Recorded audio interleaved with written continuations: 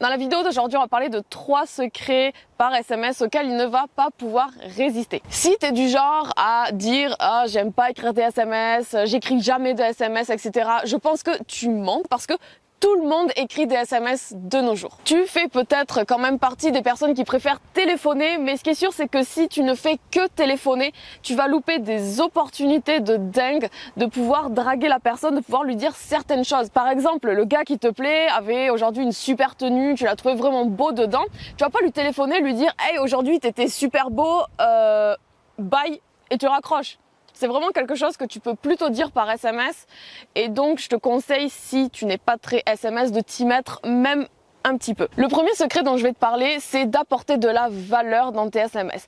Quand tu écris salut, ça va tout simplement ou hey, ce genre de message assez creux, assez vide, va montrer d'une part que tu t'ennuies et que tu es ennuyante. Ce que je te conseille de faire, ça va être plutôt de faire quelque chose d'assez original que peu de personnes font. Ça va être d'envoyer une photo avec une petite description qui va avec pour parler d'un souvenir que tu as eu avec cette personne, pour parler de quelque chose qui t'a fait penser à lui.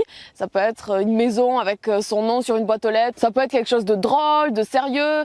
Du moment que ça apporte de la valeur, fais-toi plaisir. Le deuxième secret, c'est d'enlever tout ce qui est question. Par exemple, tu fais une soirée ou une sortie ou un truc, n'importe quoi, qui va être sympa le week-end, et au lieu de dire à la personne qui te plaît « Hey, je fais quelque chose, est-ce que ça te dirait de venir ?» parce que là, tu vas lui donner une opportunité de refuser ta proposition.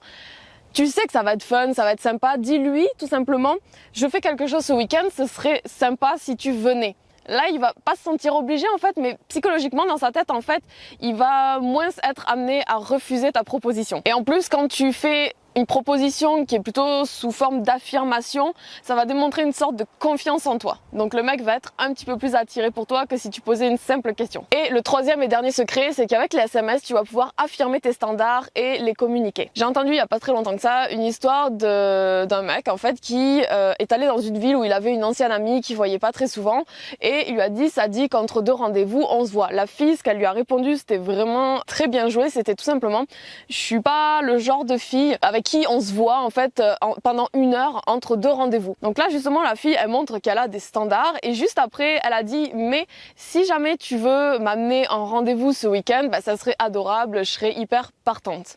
Avec un petit smiley clin d'œil parce que ça passe toujours un petit peu mieux. Donc voilà, tu montres que tu as envie de voir la personne mais que t'es pas dispo à ce genre de moment-là entre 2 rendez-vous pendant seulement une petite heure, mais qu'à un autre moment ça te ferait hyper plaisir.